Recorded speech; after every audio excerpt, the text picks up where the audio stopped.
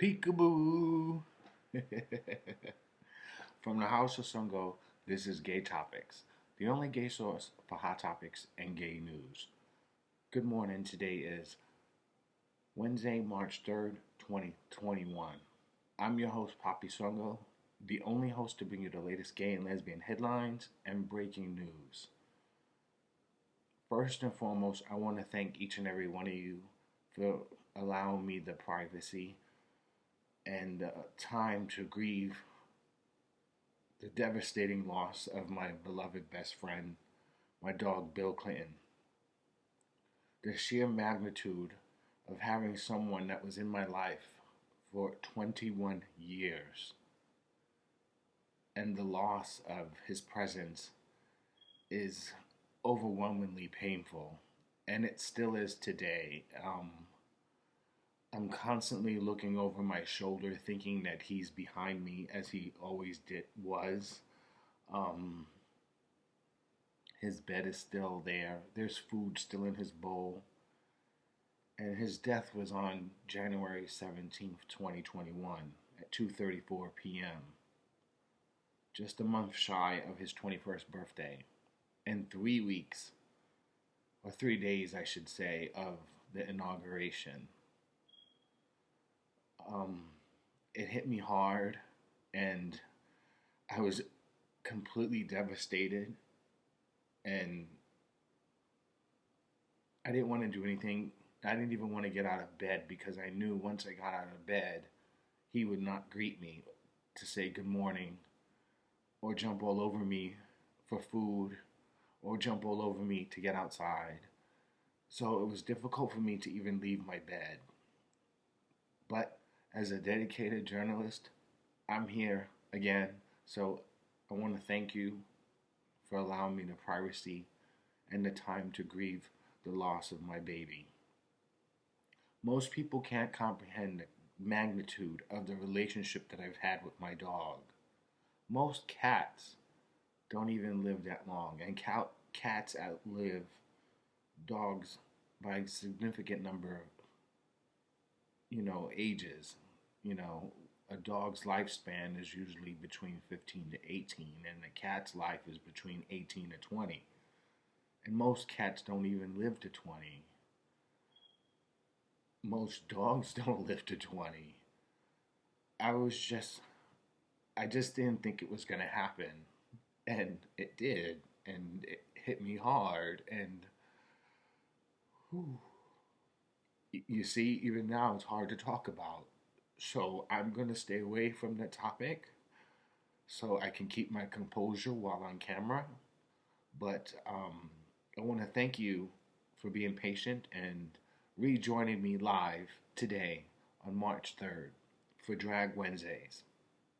However, given my hiatus, today we're not going to be talking about Drag Race and all your favorite drag queens. There's been several news stories that I really definitely need to touch base on. So let's do that. And going forward, my days will continue to get back to normal in some realm in the near future. But this hiatus was definitely well needed, and I am definitely grateful for the opportunity to still be with you. Season 2 has definitely been very difficult. My last live broadcast was on September 11th. And I have made several videos, but I haven't made them public because I don't have the time to edit and stuff like that because, as I said, I couldn't leave my bed. And without the help of a producer or editor or even a co-host, doing a talk show live every single day is extremely difficult, especially when you don't have a team behind you. But this is all me, and I'm in it, and I made a dedication, and this is my passion, and I'm going to continue to do my passion, regardless if I have the assistance or not. As I was taught in the military, always forward, meaning that the war always happens. War is always going on. The fight never stops. I don't know why you did that.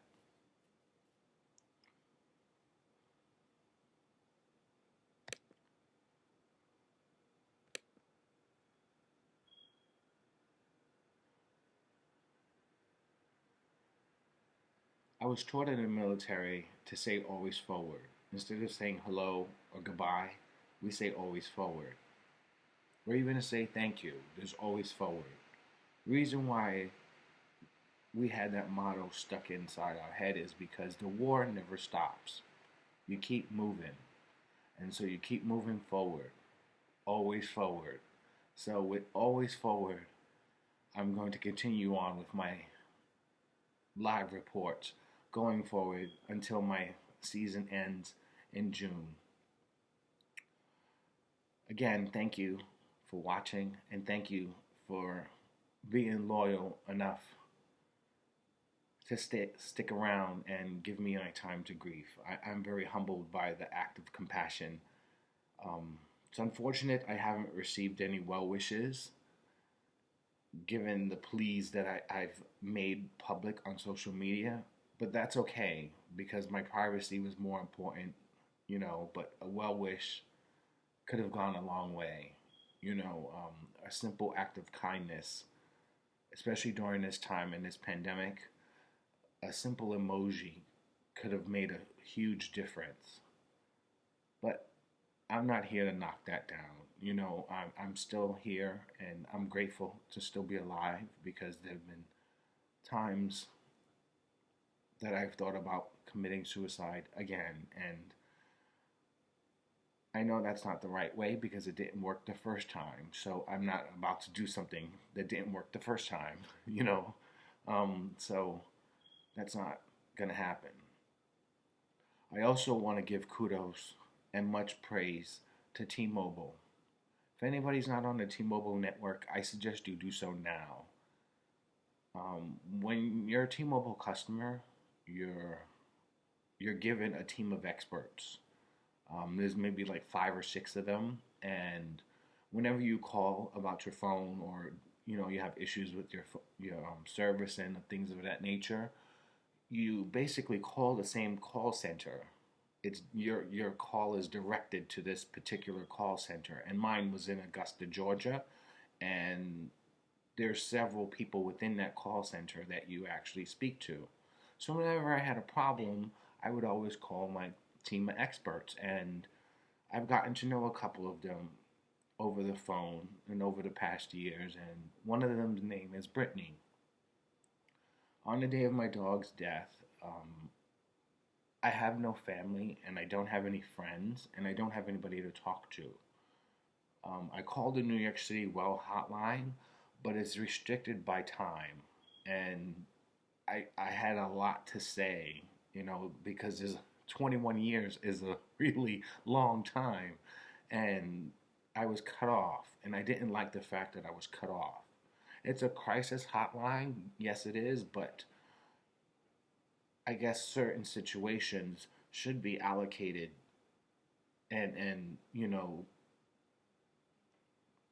refrain from their time allocation, and things should be changed for certain circumstances and situations because all situations are not the same, and it's kind of difficult when you're trying to convey something and you're being cut off, So I called T-Mobile, and much to my surprise, I spoke to my team of experts, and Brittany picked up.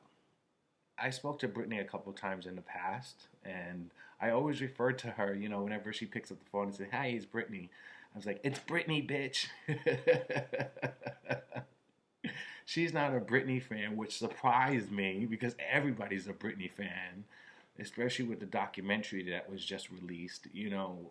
Even people who weren't fans of Britney before the documentary, they're fans of her now because they see what the media has basically done to her and her family. And so she never really gets it. But after I said it the first couple times, she allowed me to say it, So every time I spoke to her, it was like, "It's Brittany, bitch." But here's what's remarkable about T-Mobile. T-Mobile allowed me the time, which was over 2 hours, to speak to Brittany. And it had nothing to do with phone service. It was all about my dog, BillClinton. Why does it do that?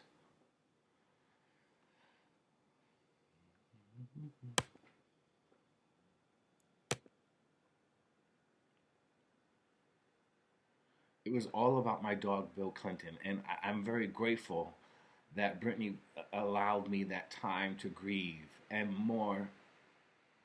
moreover, she was very sympathetic and empathetic toward my situation. And she referred to it as having a child or a marriage, because most marriages don't last that long.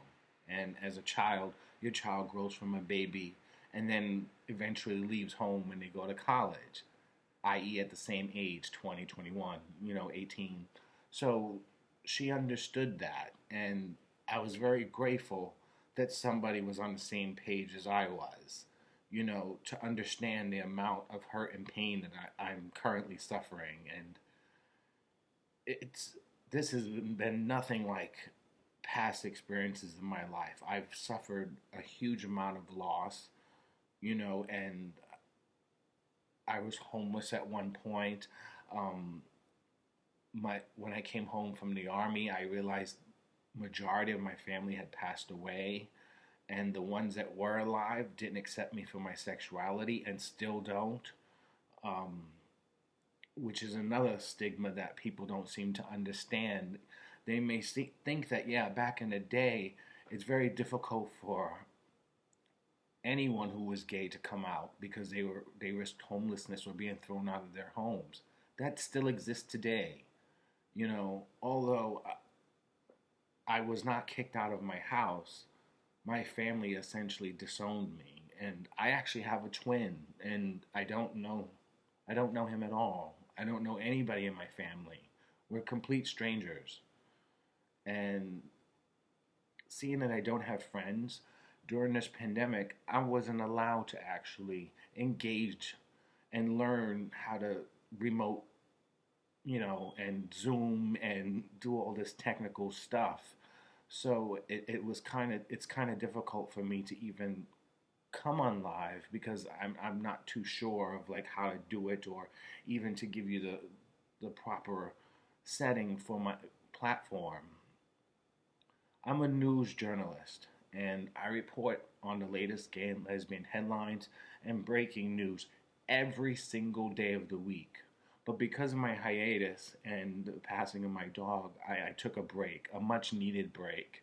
And I want to visually express, effects and things like that, but I can't do that when I'm live. Like I can't have a picture in picture while I'm live, or a media board behind me. So it's just me. And a lot of people don't want to just see me talking, and I understand that, you got to see visually the story that I'm talking about, or more importantly, the celebrity that I'm talking about. So I completely understand. But moving on with Gaytopix. Oh, that was a lot. Uh, but yeah, remember, you're always in the mix with Gaytopix. I'm your host, Papi Songo. Let's get started with this edition of Political Gaytopix. Everyone's trying to fire or call for the resignation of Governor Cuomo here in New York City. And I have something to say about that. But first, let me get to what the gay topic is. The gay topic of this particular story is that Chris Cuomo is, they're calling for a boycott of his show on CNN, and he's being bureaucratical, and by not covering the story. But it's pretty obvious that he's not going to cover the story because they're brothers, they're family. I'm not going to talk dirty about my brother or anybody like that. My brothers will probably talk dirty about me because they don't like me, but it's, you shouldn't call to cancel a governor who actually done, who was considered President Cuomo during the height of the pandemic, and who helped New York get through the, coronavirus when it first came to New York a year ago. Remember, New York City was the epicenter of the coronavirus. In the last of the month of March, there were over 30,000 cases, jumping from one on March 3rd. So one case today to the end of the month jumped to 30,000. And then the month after that was 45,000, and it just kept increasing. But he led us through that. And because of the whole drama that's unfolding, he's not allowed to lead right now. And that's what's hurting us with getting people vaccinated and more shots in people's arms. But as far as Chris Cuomo goes, them two are brothers, yes, but they have nothing to do with each other. So canceling Chris Cuomo's show on CNN, or even CNN itself, is really irrelevant, because they're even calling Chris Cuomo a supposed journalist, a so-called journalist. So his degrees and everything like that in journalism are irrelevant, because of what his brother did. You shouldn't cancel him because of something his brother did.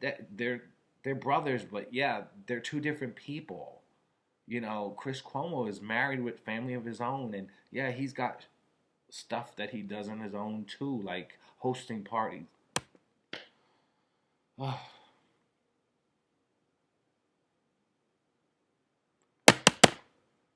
Fuck.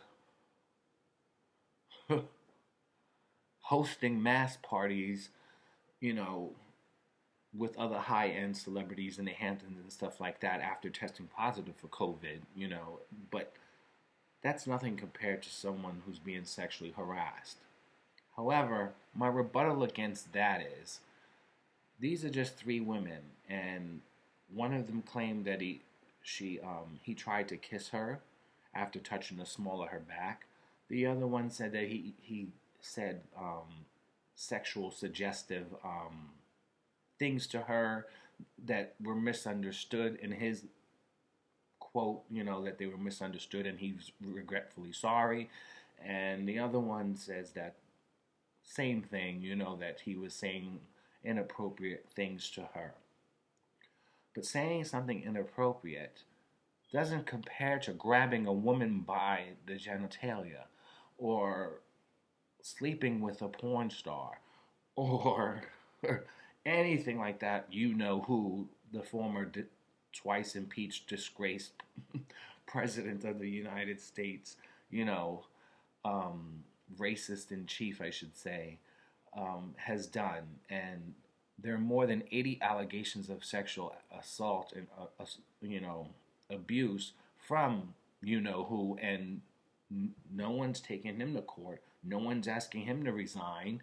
He seems to be the leader of the Republican Party now, holding rallies and stuff like that. And I don't understand why, now that he's a civil citizen, one, that he's not held accountable for what he did to incite the riots on January 6th, because he has blood on his hands. He's literally a murderer, and it was all premeditated because we watched it live. So I'm not sure why he hasn't even been charged criminally yet.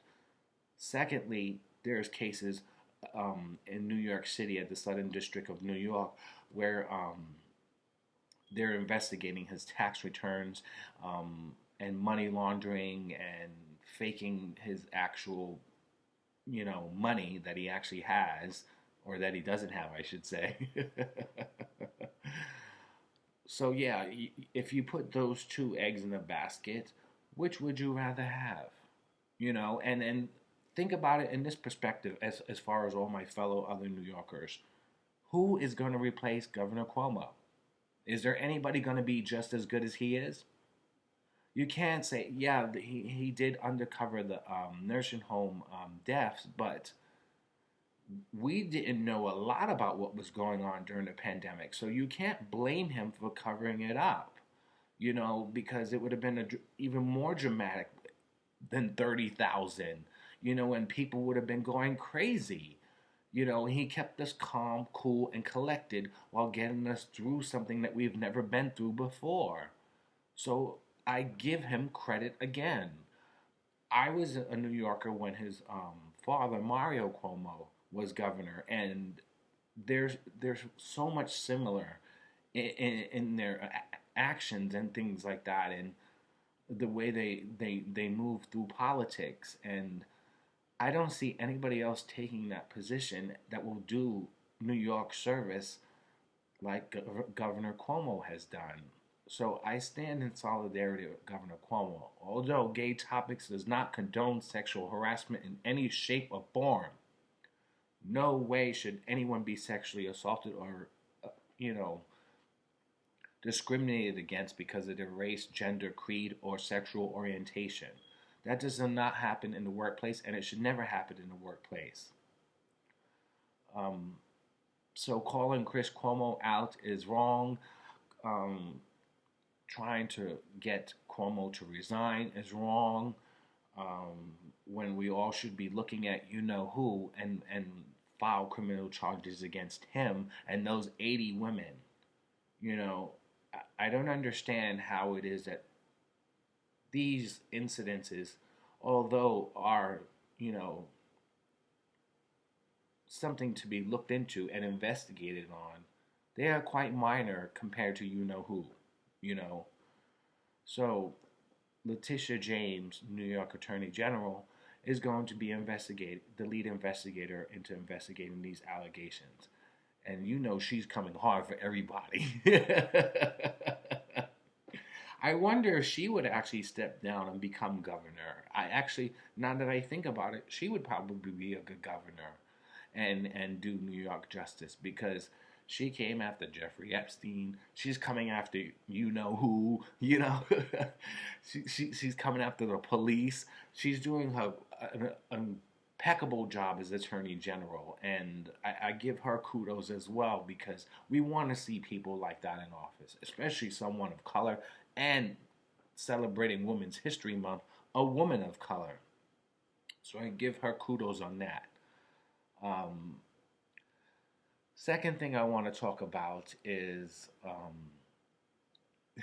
I don't know if you heard this or not, but there was apparently rival between George Stephanopoulos and David Muir at ABC. Now, if you remember back in season 1, on my very first episode, I basically gave you the concept of my show and how things merged, and you know, it's a mashup of certain things, and ABC 7NY was one of the mashups of why I created Gaytopix.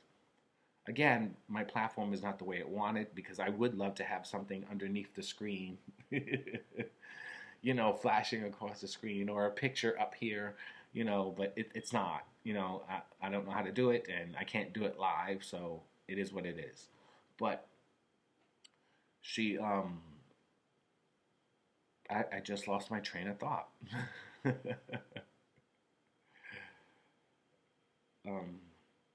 Oh yes, so George Stephanopoulos was and has been in ABC News for God knows how long. You know, he has gray hair now, and he had black hair back in the day, you know. So he was the chief anchor. The title chief anchor belonged to George Stephanopoulos. But in 2014, when David Muir joined the ABC News team and he started his World News Tonight, during the pandemic and the elections and stuff like that, ABC World News Tonight with David Muir became the #1 watched news program in all of America. So that gave him a boost up and the ratings that he needed and the credit that he deserved. But he's only been with ABC since 2014. So seeing that he was doing such a good job, they gave him the title Chief Anchor. And George Stephanopoulos was not having it. There can only be one chief anchor. And George was not having it. So what George would do, he would cover Good Morning America in the morning, which runs from 7 to 9, and anytime there was breaking news or an election or anything of that nature, George would cover it. during the day, and at night, you know, after 6:30, if they were breaking news or something like that, David Muir would pick it up. So essentially, they had the same role and the same position, but there can only be one chief anchor.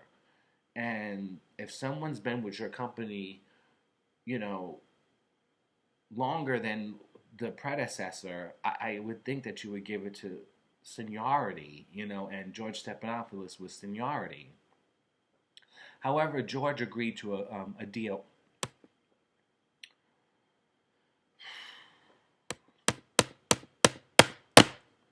So annoying. I don't know why it does that.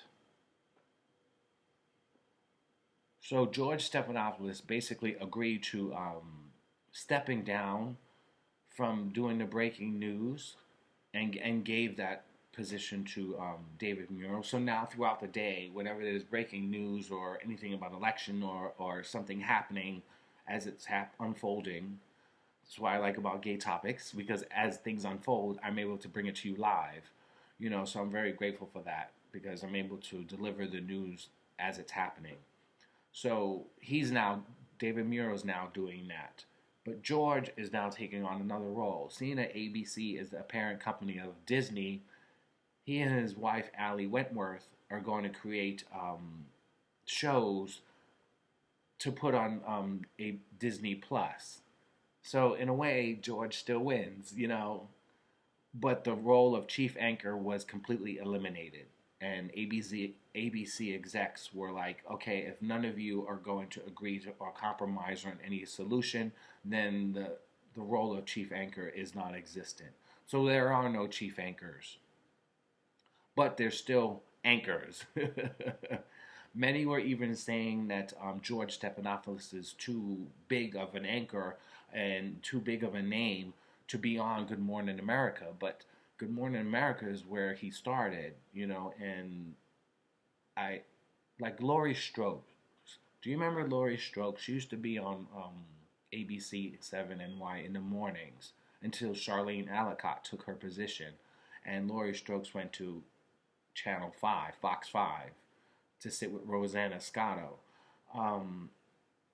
It dropped their ratings dramatically. Granted, it's all women, but it dropped their ratings dramatically because Rosanna Scotto was with Greg Kelly forever, and they made a perfect team. A perfect team. I haven't watched Good Day New York since then, to be honest with you. So,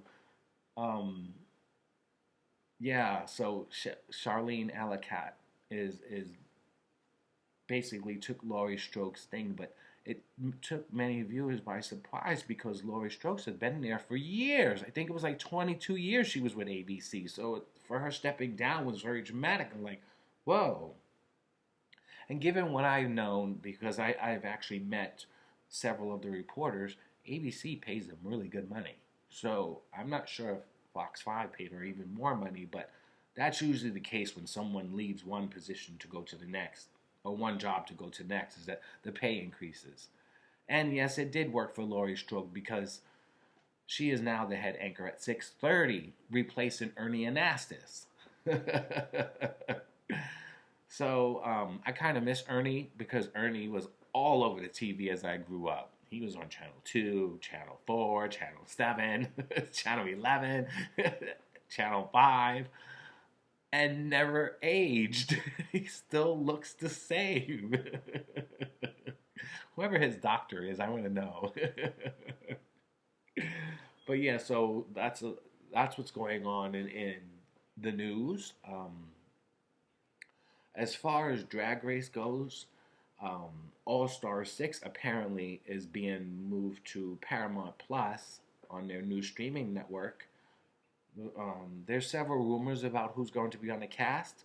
I'm not, because I haven't investigated further to actually deliver the news, so I'm not going to speculate on who these rumored drag queens are, and I'm not going to speculate on that, so I'm not going to speak on that, but I do know, and I can confirm, that they are moving to Paramount Plus for All Star Season 6, starting in March. Also, there's a new drag singing competition. Queens of the World or something like that is the name. I don't have a script on me, so I can't quote the name, but I think it's Queens of the World, where it's basically like American Idol, but for drag queens. And so the queens will get dressed up in drag and sing their hearts out. That's going to be following All Star 6. So I'm not sure if RuPaul's Drag Race will continue on VH1 and All Stars on Paramount. But I think, if All Stars is on Paramount, RuPaul's Drag Race is eventually going to move to Paramount too. So if you don't have Paramount, stream it now so you can watch your favorite drag queens. I guess that's it for today. Again, thank you for allowing me to anchor the news once again, and I appreciate the time. Oh wait, we have one more story. Um, there's a lot of rumors, things that are going on and being said about what transpired as far as Lady Gaga's dogs. Lady Gaga's dogs, as you know, were kidnapped, and her dog walker was shot twice in the chest. Miraculously, he survived, which is a miracle in itself. So I believe when God wants you, God is gonna take you. So God gave him a second chance, and he credits the dog Asia, the one that was left behind, for keeping him safe, cool, calm, and collected while he was bleeding profusely from his chest, lying on the pavement. Which I can understand because, again, I've had my dog for 21 years and he's always kept me cool, calm, and collected. A lot of people don't understand the emotional connection that you have with your dog, especially having the dog literally by your side every single moment of the day. And that is what happened with me and my dog, BillClinton, for 21 years. 21 years. He slept in my room. He slept in my bed. When we walked outside, every time I went outside, there were even times when I could go to the grocery store with him. So he was always at my side. And to literally not have him here is very, very traumatic, and it still hurts. But I'm trying my best to move on, and I think I took a long enough break, so I'm back, and it's good to be back. And season 2 has been really unique in a whole lot of ways. And I'm glad I'm still here and I'm still doing what I need to do. And I encourage more of you to follow, like, share, and comment on any of your stories. If you look like a gay celebrity, please slide into my DMs. If you have a story that you want to share, please slide into my DMs. If you like to Zoom with me and have a meeting with me live, please slide into my DMs. If you got a story that I won't believe, please slide into my DMs. Have you ever found out what a gay celebrity? Please slide into my DMs. There's lots to talk about because the news never stops. The conversation continues. Like this conversation. Meghan Markle and Prince Harry, as you know, have an upcoming interview with Oprah that the whole world is talking about. So everyone's anticipating this interview, and which I anticipate is going to be huge in ratings. One, we all miss Oprah. Two, we want to hear what they got to say, But what I found conflicting with this whole story was when Prince Harry was talking to James Gordon in an interview he did on his show last week. He said that he called the British paparazzi toxic. But I found it ironic that you were trying to escape the British publicity because it literally killed your mother. That I completely understand. But here you are on network television promoting your story with Oprah, talking to the press Oprah.